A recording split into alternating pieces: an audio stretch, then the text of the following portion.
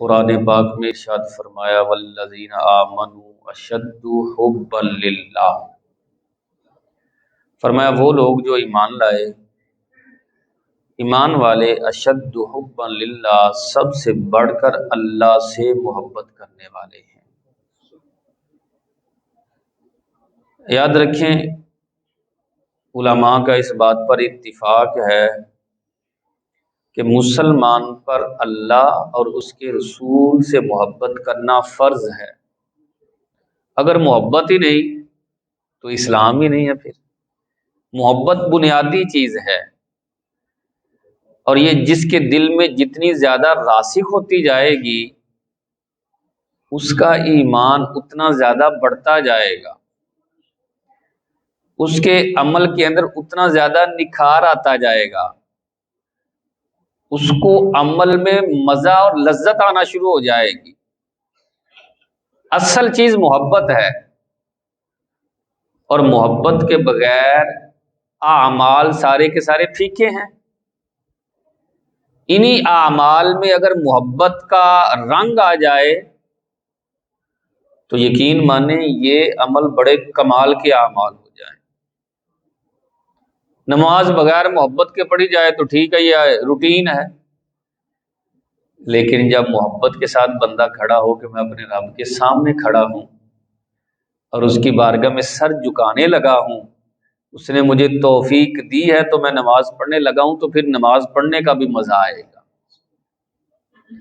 دیکھیں نا کیا پیارا انداز ہے حضور کا۔ حضرت ابو ہریرہ اس حدیث کے راوی ہیں۔ آپ فرماتے ہیں میں بھی بیٹھا تھا سرکار کی بارگاہ میں، پاس ہی نبی کریم صلی اللہ تعالی علیہ وسلم نے دعا کے لیے ہاتھ اٹھائے۔ اللہ اکبر، سونے کا سونا انداز دیکھیں۔ دعا کن الفاظ کے ساتھ مانگی؟ اللہم انی اسألک حبک، اے اللہ میں تجھ سے تیری محبت کا سوال کرتا ہوں۔ اللہ اللہ اللہ، کیا انداز ہے محبوب کا یار۔ میری اور آپ کی دعا تو اپنے آپ سے شروع اور اپنے آپ پر ہی ختم ہوتی ہے۔ مولا میرا گھر، میرا کاروبار، میرے بچے، میری بیوی، یہ میں نے ایک لمبی فہرست تیار کی ہوئی ہے نا۔ میری دعاؤں میں تو یہ چیز شامل ہی نہیں کہ مولا مجھے اپنی محبت دے دینا۔ اور دیکھیں کلمہ گو تو یقیناً سارے مسلمان کلمہ پڑھتے ہی ہیں، لیکن سرکار کی یہ حدیث سنیں۔ نبی کریم صلی اللہ تعالی علیہ وسلم نے ارشاد فرمایا جو اللہ رسول سے محبت کرے تو پھر اس کو کلمہ پڑھنے کا بھی بڑا مزہ آتا ہے۔ بہت بڑے امام ہیں امام حسن بصری، آپ توبہ سے پہلے نا ہیروں کے تاجر تھے، یعنی ہیرے جواہرات موتی جو ہے ان کی تجارت کیا کرتے تھے، بڑے مالدار۔ توبہ کی تو پھر کمال درجے کے عابد اور زاہد اور عالم بنے۔ آپ اس قدر کمال کے عالم بن گئے کہ جنات میں بھی واعظ و نصیحت فرمایا کرتے تھے۔ ایک دن ایک شخص آپ کی بارگاہ میں حاضر ہو کر کہنے لگا عالی جاں ایک سوال ہے، مجھے یہ بتائیں کہ مجھے عبادت کیوں کرنی چاہیے، شوق جنت یا خوف جہنم؟ دو چیزیں مجھے بتائیں، سمجھائیں کہ میں جنت کے شوق، جو جنت کے اندر اتنی نعمتیں ہیں ان کے شوق کی وجہ سے رب کی عبادت کروں، یا جہنم کے اندر جو اتنے سارے عذابات ہیں ان کے ڈر کی وجہ سے اللہ کی عبادت کروں؟ مجھے سمجھا دے، میں ذرا کنفیوز ہو گیا ہوں، مجھے سمجھ نہیں آ رہی۔ اب مسکرانے لگے۔ صوفی ہے نا تو صوفی ذرا بات سمجھانے کا انداز آتا ہے صوفیہ کو۔ فرمانے لگے یار شوق جنت میں عبادت کرنا یہ تو تجارت ہے، تو عبادت کرے اور اس کے عوض جنت کو طلب کرے، اور خوف جہنم سے عبادت کرنا یہ تو ڈر ہے۔ نہ میں شوق جنت میں عبادت کرتا ہوں نہ خوف جہنم کی وجہ سے عبادت کرتا ہوں، میں اپنے رب کی اس لیے عبادت کرتا ہوں کہ وہ میرا رب ہے۔ اللہ اللہ، کاش میں اس لیے عبادت کروں کہ وہ میرا رب ہے، میرا خالق اور میرا مالک ہے۔ تب جو ہے عبادت کرے۔ فرمایا جب انسان اس طرح عبادت کرتا ہے نا، جب فرمایا پھر جب وہ سر سجدے میں رکھتا ہے تو پھر اس کا سر سجدے سے اٹھانے کو جی نہیں چاہتا۔ جب وہ اللہ کی پاک کتاب کو کھولتا ہے تو پھر بند کرنے کو جی نہیں چاہتا۔ جب وہ محبت کی بنا پر عمل کرتا ہے تو پھر اسے عمل کرنے کا بھی مزہ آتا ہے۔ اللہ اکبر۔ ہم جس مادہ پرستی کے دور میں ہے نا، میں اور آپ، یہاں یہ والی بات نہ کچھ ایسے جیسے کچھ لوگوں کو سمجھ نہیں آتی۔ اللہ سے محبت ہے بھائی، کمال کی بات، اللہ سے محبت۔ ہم نے دنیا کی ساری محبتیں سیکھی ہیں، یقین مانے۔ مجھے اپنے مال سے محبت کرنی آتی ہے، مجھے اپنی اولاد سے محبت ہے، میں اس کے لیے ٹائم نکالتا ہوں، کاروبار کو ٹائم دیتا ہوں، مجھے محبت ہے، بیوی کے لیے الگ سے ٹائم نکالتا ہوں میرے لیے کیونکہ مجھے اس سے محبت ہے، دوستوں سے محبت ہے جناب، اس کے لیے الگ سے ٹائم، ہر ایک کے لیے پراپر ٹائم نکالنے کا عادی ہوں۔ جن سے مجھے محبت ہے، اس مادہ پرستی اور فتنے کے دور میں یہ کہا جائے نا اللہ سے محبت کرتے، کہا اللہ کی محبت، یار یہ دنیا کی جتنی محبتیں ہیں نا یہ ساری ایک طرف، اگر تو اللہ سے محبت کر لے تو یقین مانے یہ جہاں بھی اچھا ہو جائے اور وہ جہاں بھی اچھا ہو جائے۔ بندہ مومن کا سب سے قیمتی سرمایہ اللہ رسول کے ساتھ محبت ہے، یقین مانے۔ دیکھیں نا حضرت موسیٰ علیہ السلام کے دور کا یہ واقعہ، فرماتے ہیں میں جا رہا تھا بازار میں، ایک شخص بیٹھا عجیب انداز سے گفتگو کر رہا ہے، آسمان کی طرف منہ اٹھا کر کہہ رہا ہے اللہ مجھے نا تجھ سے بڑی محبت ہے، اگر تو میرے پاس ہوتا نا تو میں اپنے ہاتھوں سے تجھے روٹی بنا کر کھلاتا، تیرے سر میں جو ہے وہ خود اپنے ہاتھوں سے کنگھی کرتا، اگر تو تھک جاتا تو تیرے پاؤں دباتا، تو جیسے جیسے کہتا جاتا میں ویسے ویسے کرتا جاتا، مولا مجھے تجھ سے بڑی محبت ہے۔ موسیٰ علیہ السلام نبی ہیں، اللہ تعالیٰ کی صفات سے واقف، فرمایا او بندہ تو کیسے گفتگو کر رہا ہے، یہ تو اس کی شیان شان ہی نہیں، کھانا اس کی شیان شان نہیں، تھکاوٹ اس کی شیان شان نہیں ہے، سر بال یہ سارا جسم اور جسمانیت سے تو وہ پاک ہے، کچھ خیال کر کیسی گفتگو کر رہا ہے۔ وہ بڑا پریشان ہوا کہ میں جس سے محبت کرتا ہوں اس کے آداب اور اس کی صفات سے نہیں مجھے آگاہی۔ موسیٰ علیہ السلام اس کے بعد کوہ طور پر اللہ رب العزت سے ہم کلام ہونے کے لیے حاضر ہوئے تو اللہ نے ارشاد فرمایا موسیٰ آج کلام نہیں ہوگا۔ بولا کیا وجہ، آج کلام کیوں نہیں ہوگا؟ فرمایا ٹھیک ہے اس کے لفظ غلط تھے نا، لیکن بندہ تو غلط نہیں تھا نا، تو نے یہ کہا تو وہ پریشان ہو گیا، وہ ڈر گیا۔ سن موسیٰ میں اس سے محبت کرتا ہوں اور وہ مجھ سے محبت کرتا ہے۔ اللہ اکبر۔ دیکھیں انسان جس سے محبت کرتا ہے نا اس کی قدر بھی کرتا ہے۔ مجھے اپنے بیٹے سے، اپنی اولاد سے محبت ہے، بیٹا کوئی اچھا کام کرے تو ہم اپریشیٹ کرتے ہیں، سردی کا موسم ہو بچہ رزلٹ کارڈ لے آئے نا کہ میں فرسٹ آیا ہوں تو آپ بستر کو چھوڑ کر جناب باہر نکل کر اس کو سینے سے لگاتے ہیں، اپریشیٹ کرتے ہیں، یار کمال ہے، تو نے بہت اچھا کام کیا، میں خوش ہو گیا۔ کاش کبھی ایسا ہو، سخت سردی کا موسم ہو، میں بھی بستر چھوڑ کر اللہ کی بارگاہ میں ساری رات کھڑا ہو جاؤں، مولا تو میرا رب ہے، میں اسی لیے عبادت کر رہا ہوں۔ لیکن یہاں تو الٹا مطلب نظام ہے نا، ہمیں اللہ کی نعمت ملتی ہے نا تو ہم اس کی ناراضگی والے کام کرنا شروع کر دیتے ہیں، مال ملا تو گناہوں میں چلے جاتے ہیں، اولاد مل رہی ہے تو ڈول باجے جو ہے، شادی ہے تو ڈول باجے، عجیب مطلب نظام ہے، ہمیں شکر کرنے کی بجائے ہم ناشکری کی طرف چلے جاتے ہیں، ناراضگی والے کام۔ اللہ اکبر۔ حضور داتا گنج بخش فیض عالم رحمۃ اللہ تعالی علیہ فرماتے ہیں کہ طبیعت جس چیز کی طرف مائل ہو جائے نا اور اس کی رضا کے مطابق زندگی گزارنا، یہ محبت کہلاتی ہے. کہ جن کاموں سے میرا رب راضی ہوگا میں نے اسی طرح زندگی گزارنی ہے. اب محبت الہی حاصل کیسے ہو؟ محبت الہی ہمیں کیسے ملے؟ بھائی جس سے محبت کرنی ہے نا اس نے طریقے خود ہی قرآن میں بیان فرمائے. کیا کمال ہے!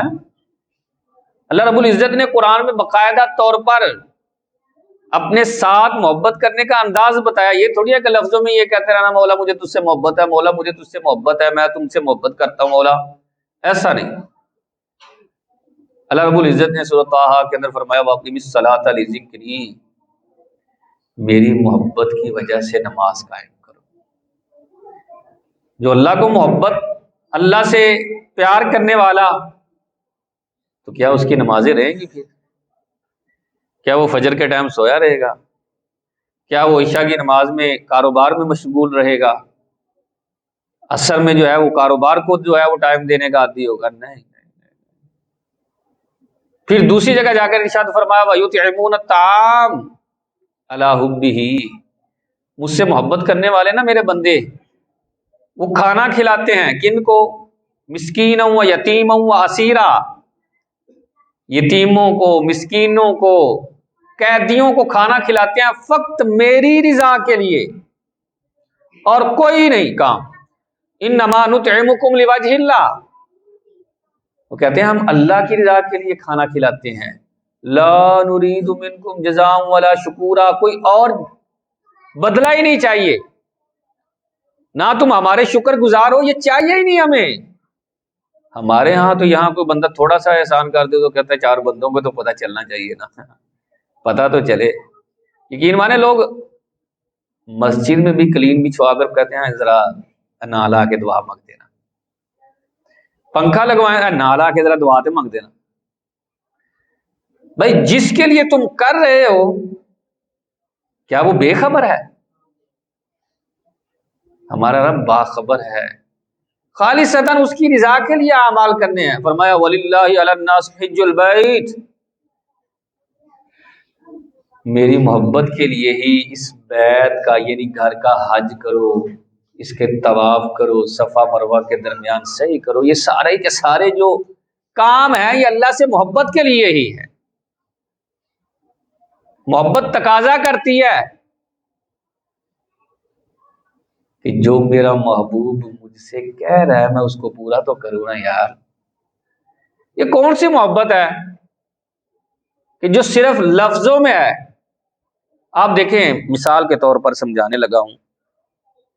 ایک بندہ آپ سے کہے کہ میں آپ سے محبت کرتا ہوں، آپ کی مانے کوئی نہ، دوسروں کے پاس بیٹھ کر آپ کی غیبت کرے، آپ سے کیے ہوئے وعدوں کو وفا نہ کرے، تو آپ دوسروں کے سامنے کیا کہیں گے؟ یار یہ مجھ سے بڑی محبت کرنے والا ہے، بڑا منافق آدمی ہے. منہ تو کہندا میں تیرے نال محبت کرنا پیار کرنا تے پیچھوں کوئی کم پائی جاتا ہے. میں لفظوں میں کہوں مجھے اللہ رسول سے محبت ہے اور جو انداز میرا رب قرآن میں بیان کر رہا ہے ان اندازوں سے میں بے خبر ہوں، پتہ ہی نہ ہو. پر میں سنو میرے محبت کرنے والوں کے انداز کیا ہے. تتجافا جنوبهم عن المضاجع یدعون ربهم خوفا وطمعا، فرمایا ان کی کروٹیں بستروں سے الگ رہتی ہیں، راتوں کو کھڑے ہو کر رب کے حضور دعائیں مانگتے ہوئے عبادت کرتے ہوئے گزارتے ہیں. محبت والوں کے انداز بیان فرما رہا ہے نا اللہ. لا تلہیہم تجارت ولا بیع عن ذکر اللہ، قرآن ہی ہے. فرمایا انہیں غافل نہیں کرتی ان کی تجارت اور نہ ہی خرید و فروخت عن ذکر اللہ، اللہ کے ذکر سے. جو محبت کرنے والے ہیں وہ غافل نہیں ہوتے، چاہے کاروبار ہو چاہے دنیا کا کوئی معاملہ ہو، وہ اس کی یاد سے غافل نہیں ہے. ہم نے نا ایک آڑ بنا لی ہوئی ہے، میں کاروبار کرتا ہوں نا، میں دکان پہ ہوتا ہوں نا، میں یہاں مصروف ہوتا ہوں نا، اس وقت ٹائم نہیں ہوتا. مطلب مختلف زاویہ نظر ہیں ہمارے. ہم ہیں محبت کے قائل کہ محبت کرتے ہیں، لیکن یقین مانے صحیح معنوں میں یہ ہے کہ ہم محبت نہیں کرتے، کیونکہ وہ تو ہے ہی بڑا کریم، وہ بڑا رحیم ہے۔ جب بھی جس وقت بھی کوئی سچے دل سے آ جائے تو وہ اس کی محبت کو قبول کر لیتا ہے، آئے سچے دل سے، کیونکہ اس سے کچھ مخفی نہیں ہے، اس سے کچھ پوشیدہ نہیں ہے۔ سیدنا فاروق اعظم رضی اللہ تعالیٰ عنہ کا دور ہے، آپ کے دور میں نا ایک گانے والا تھا، بڑا بہترین گانا گایا کرتا تھا، بڑا مال اس نے کمایا، لیکن آپ سمجھتے ہیں جو عمر زیادہ ہوتی جاتی ہے آواز کے اندر وہ نکھار نہیں ہوتا، عمر ڈھلنے کے ساتھ آواز میں کمزوری آ جاتی ہے۔ اس کی عمر نا 80 سال ہو گئی، آواز ختم ہو گئی، اب گانا نہیں گا سکتا، لوگ سنتے بھی نہیں، پیسے بھی نہیں آ رہے، جو جمع شدہ مال تھا آہستہ آہستہ ختم ہوتا گیا، یہاں تک کہ گھر کے سامان بیچنے کی نوبت آ گئی، سامان بیچ رہے ہیں، سامان بک گیا، کہتا اب کیا کروں یار، کس سے مانگوں، ساری عمر تو گانا گایا ہے، کسی سے سوال ہی نہیں کر رہا شرمندگی کے مارے، لیکن ظاہر ہے بھوک تو بھوک ہے۔ پھر جب شدت کی بھوک لگی نا اس بابے کو، تو گھر سے نکل کر جنت البقیع، یہ مدینہ المنورہ کا بڑا مشہور قبرستان ہے، وہاں چلا گیا، اس کی جھاڑیوں میں بیٹھ کر قبرستان والوں سے مخاطب ہو کر کہنے لگا یار میں تم سے سوال کرتا ہوں کیونکہ تم تو برا نہیں نہ منانے والے، میں تمہیں کہہ رہا ہوں مجھے بھوک لگی ہے، میں تمہیں کہہ رہا ہوں مجھے پیاس ہے، میں دنیا داروں سے کہوں گا تو وہ تو مجھے ذلیل کریں گے، مجھے حقارت کی نگاہ سے دیکھیں گے، میری عزت نہیں رہے گی ان کے سامنے، اور رونے لگ گیا۔ سیدنا فاروق اعظم رضی اللہ تعالیٰ عنہ مسجد نبوی کے اندر سو رہے تھے، تو خواب میں کسی کہنے والے نے کہا عمر اٹھو، تم یہاں سو رہے ہو، ہمارے ایک بندے کو بھوک لگی ہوئی ہے، وہ جنت البقیع میں ٹھہرا ہوا ہے، جاؤ اس کے کھانے کا انتظام کرو۔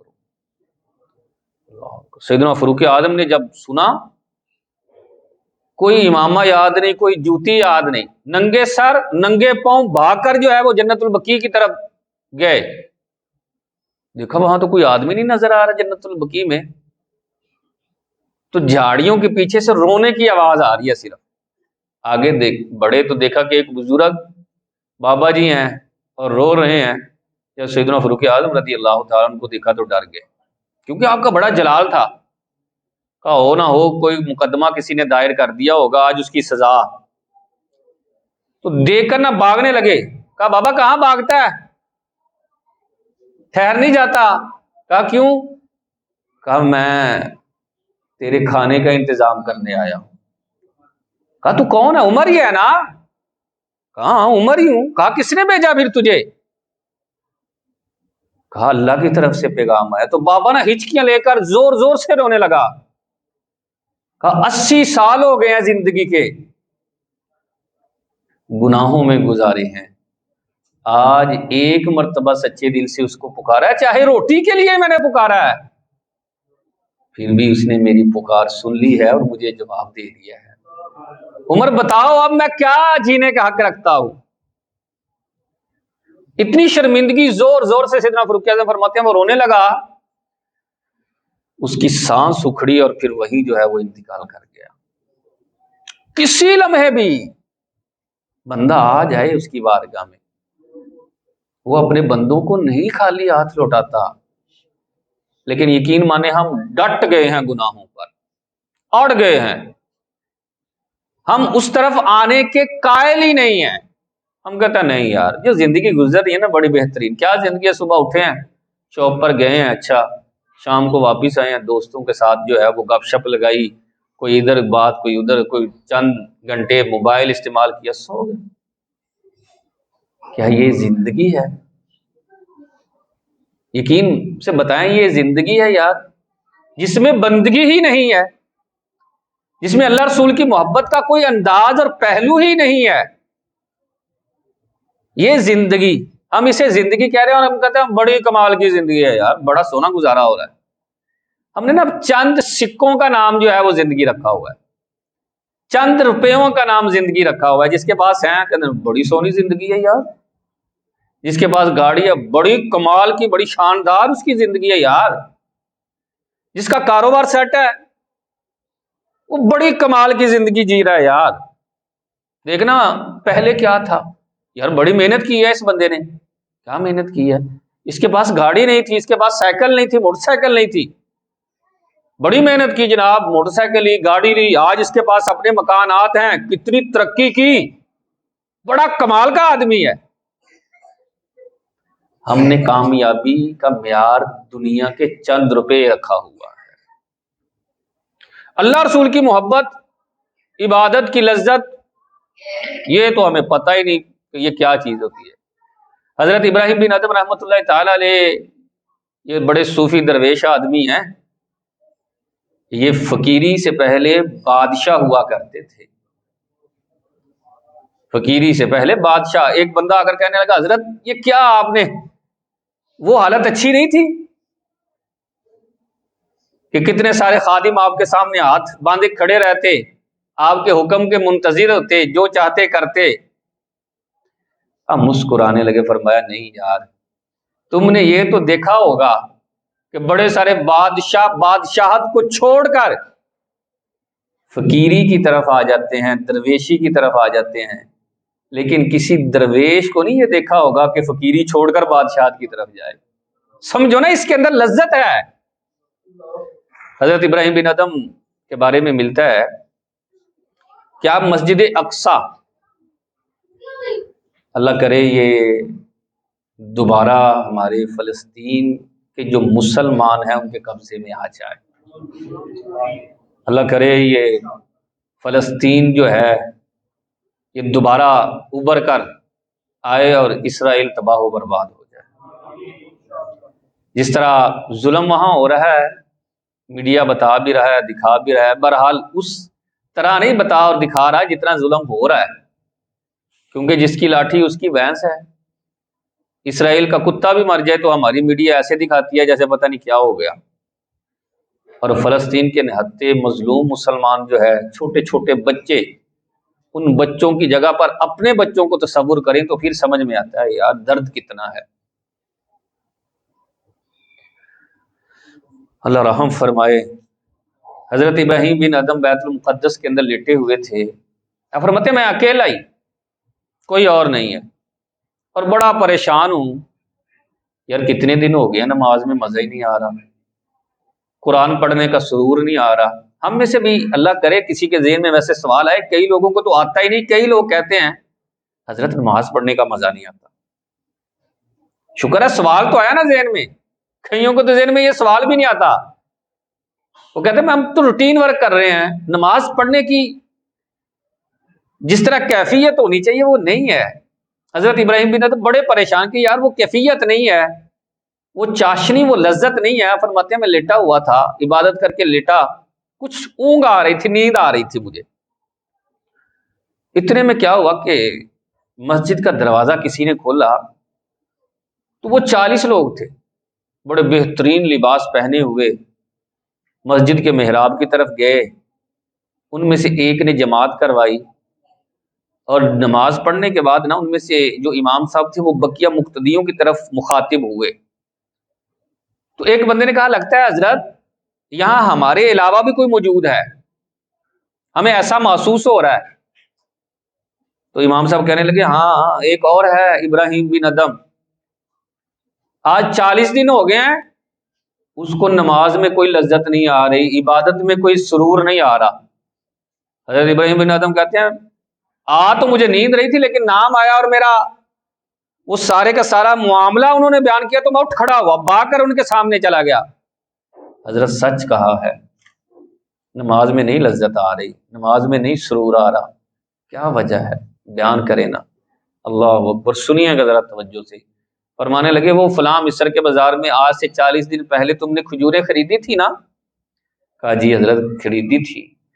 کہا ان میں سے ایک کھجور نیچے گری، وہ پرائی کھجور تو نے کھا لی جس کی وجہ سے تیری عبادت کی لذت کو ختم کر دیا گیا۔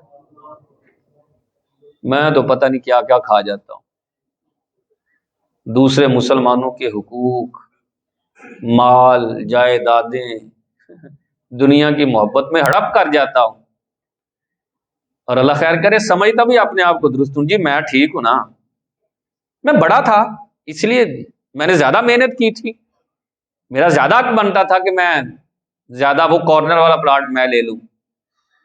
لے لیں گے آپ سارا کچھ، ساری دنیا بھی لے لیں تو پھر بھی خالی ہاتھ ہی جانا ہے۔ جتنی مرضی دوڑ لگا لیں، دنیا کے ایک کنارے سے دوسرے کنارے پر چلے جائیں، تب بھی خالی ہاتھ ہی جانا ہے۔ تو ہمارے اسلاف کو یہ پریشانی ہوتی تھی، مجھے نماز میں لذت نہیں آ رہی یار، قرآن پڑھنے کا سرور نہیں آ رہا، مسجد میں بیٹھنے والی کیفیت نہیں بن رہی، ہمیں ٹینشن ہی نہیں ہوتی۔ نماز میں یہ چیزیں ہوتی ہیں، لذت، کیفیت ہوتی ہے۔ ہم سمجھتے ہیں شاید یہ روٹین ورک ہے، مشین نہیں جیسے چلتی، وہ چلتی جا رہی ہے، اسے کیا پتا کیا ہو رہا ہے۔ میں سمجھتا ہوں اسی طرح یہ ایک روٹین ورک ہے، میں مسجد آیا ہوں، نماز شروع کی ہے، اللہ اکبر، امام صاحب نے نماز شروع کی، میں کہاں سے کہاں پہنچا، پتہ نہیں کہاں سے کہاں گیا، سلام پھرا تو میں واپس آیا، دعا شروع ہوئی، اچھا پھر دعا میں بھی میں پتہ نہیں کہاں سے کہاں چلا جاتا ہوں۔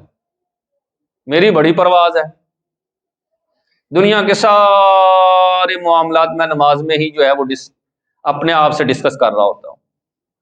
سبزی لانی ہے، بچوں کو سکول سے لے کر آنا ہے، کاروبار، دکان پہ کسٹمر کھڑا ہے، فلاں جو ہے اس سے ملنے جانا ہے، اس کو پیسے دینے ہیں، لینے ہیں، سارے معاملات۔ اللہ خیر کرے میں نماز میں حل کر کے بھی گیا ہوں اور میں خوش بھی ہوں، میں نماز پڑھ کے آیا ہوں۔ میں یہ نہیں کہہ رہا کہ نماز چھوڑیں، کہیں ایسا نہ ہو کہ یار میری تو نماز اس طرح کی ہے مجھے نہیں پڑھنی، نہیں، میرا عرض کرنے کا مطلب یہ ہے کہ یار جب پڑھ رہا ہوں تو پڑھنی تو ٹھیک انداز سے چاہیے نا۔ جب میں محنت کر رہا ہوں تو مجھے ذرا آگے تو بڑھنا چاہیے نا۔ دیکھیں میں عموماً یہ کہتا ہوں، پہلے دن کا جو بچہ نماز پڑھ رہا ہے نا، اور جس نے 40 سال نماز پڑھی ہے، دونوں کی نماز کی کیفیت میں کوئی فرق نہیں ہے۔ یار تجھے 40 سال ہو گیا، کم از کم تیری کیفیت تو بدلنی چاہیے، تجھے لذت اور چاشنی تو آنی چاہیے۔ 40 سال ہو گیا نماز پڑھتے ہوئے، یہ جیسے بیان کیا جاتا ہے، اللہ پتہ نہیں، اللہ ہی بہتر جانتا ہے یہ بات سچی ہے یا جھوٹی، بیان کیا جاتا ہے کہ غیر مسلم نے اسلام قبول کیا، وہ اور اس کا جو مسلمان دوست تھا نا، وہ نماز پڑھنے مسجد میں گئے، مسلمان نے نماز پڑھی اور فوراً باہر آ گیا، تو جو غیر مسلم جس نے ابھی اسلام قبول کیا تھا نا، نیو مسلم، اس نے کچھ زیادہ دیر لگائی، باہر آیا تو پرانے مسلمان نے نئے مسلمان سے پوچھا یار اتنی دیر لگا دی؟ اس نے بڑا سادہ سا جواب دیا، کہا یار تم چونکہ پرانے مسلمان ہو، جب تم نماز شروع کرتے ہو تو تمہارا تعلق فوراً اللہ سے جڑ جاتا ہے، میں ابھی نیا نیا مسلمان ہوا نا، تو تعلق جوڑتے جوڑتے تصور کو لے جاتے تھوڑی دیر ہو جاتی ہے، اس وجہ سے نماز دیر سے پڑھتا ہوں۔ میں 40 سال سے پڑھ رہا ہوں، میں وہیں کا وہیں ہوں، بس نماز شروع کرنی ہے اور حساب کتاب کا سلسلہ شروع ہونا ہے، نماز ختم ہونی ہے تو حساب کتاب کا سلسلہ ختم ہونا ہے۔ یار اس میں بہتری کیوں نہیں آ رہی؟ اس کی لذت اور چاشنی جو سنتے ہیں بزرگوں سے، اسلاف سے، مجھے کیوں نہیں فیل ہو رہی یار؟ یہی معاملہ اگر کاروبار کی، یار میں 10 سال سے کاروبار کر رہا ہوں، کیوں نہیں اس کے اندر ڈیولپنگ آ رہی؟ کیوں نہیں یہ ترقی کر رہا؟ یہ کیوں نہیں اضافہ ہو رہا؟ ہم دنیا اور دنیا کے معاملات میں تو سوچتے ہیں، اللہ رسول والے معاملات میں نہیں سوچتے۔ یار مجھے 40 سال ہو گیا نماز پڑھتے، میرے اندر کیوں نہیں تبدیلی؟ میں غیر نمازی سے کیسے ممتاز ہوں؟ بھائی نماز فرق تو لے کر آتی ہے، ان الصلاۃ تنہی عن الفحشاء والمنکر، یہ قرآن کہتا ہے۔ بے نمازی اور نمازی دونوں کے درمیان فرق ہونا چاہیے، فرق کیوں نہیں آ رہا یار؟ میں نماز پڑھتا ہوں، وہ بے نمازی ہے، فرق تو ہونا چاہیے۔ تو اصل جو چیز بیان کی جائے گی نا، وہ محبت الہی ہے۔ جس کے سینے میں اللہ رسول کی محبت آ جائے گی نا،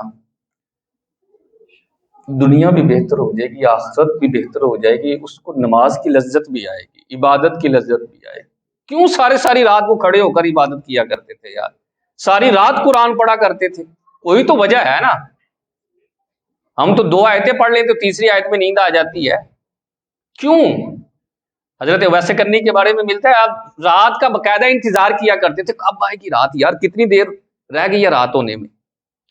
رات آتی تو بڑے اہتمام کے ساتھ رب کی بارگاہ میں کھڑے ہو کر کہتے ہیں آج نا اللہ کی بارگاہ میں قیام کی رات ہے، ساری رات کھڑے ہو کر میں نے اس کے حضور گزارنی ہے۔ آج دوسری رات آتی تو فرماتے آج نا رکوع کی رات ہے، آج ساری رات میں نے اس کے حضور رکوع کر کے گزارنی ہے۔ تیسری رات آتے تو فرماتے آج سجود یعنی سجدے کی رات ہے، آج میں نے ساری رات اس کے ہاں سجدہ کرنا ہے۔ ایک بزرگ علیہ رحمہ سے کسی نے پوچھا حضرت نماز آپ پڑھتے ہیں تو کیسے پڑھتے ہیں، ذرا بتائیں نا۔ اللہ اکبر فرمایا جب میں اللہ اکبر کہتا ہوں نا تو میرے ذہن میں یہ آتا ہے کہ جانور کو ذبح کرنے کے لیے بھی اللہ اکبر کہتے ہیں، تو میں اپنے نفس پر چھری چلا رہا ہوں، خواہشات پر چھری چلا رہا ہوں، تکبیر، اور نماز شروع کرتا ہوں تو ذہن میں یہ آتا ہے کہ میرا رب مجھ سے پوچھ رہا ہے بتا نا بندہ مومن، میں نے تجھے اتنی نعمتیں عطا فرمائی ہیں، تو نے اس کے بدلے میں کیا کیا ہے؟ دیکھنے کی قوت، سننے کی قوت، چکھنے کی قوت، چلتا پھرتا، دیگر کتنی نعمتیں، تو نے کیا کیا بتا نا۔ تو کوئی جواب نہیں ہوتا میرے پاس۔ وہ بزرگ کہتے ہیں میں شرمسار ہو جاتا ہوں، شرم کے مارے میں رکوع میں چلا جاتا ہوں، رکوع میں بھی مجھ سے سوالات ہوتے ہیں، نہیں جواب آتا تو میں سر سجدے میں رکھ لیتا ہوں، اپنی ناک کو رگڑتا ہوں اور کہتا ہوں میرا مولا میرے پاس نہیں ہے جواب اس کا، میں گناہگار سیاہکار اور بدکار آدمی ہوں، اس پر تو نے اتنی نعمتیں بھی فرمائی لیکن اس کے باوجود وہ نافرمان ہے۔ کیا ہماری نماز میں یہ ہے؟ اللہ کرے ہماری نماز میں بھی یہ ساری چیزیں آ جائیں۔ اللہ رب العزت ہم سب کو قرآن و سنت کا فہم عطا فرمائے۔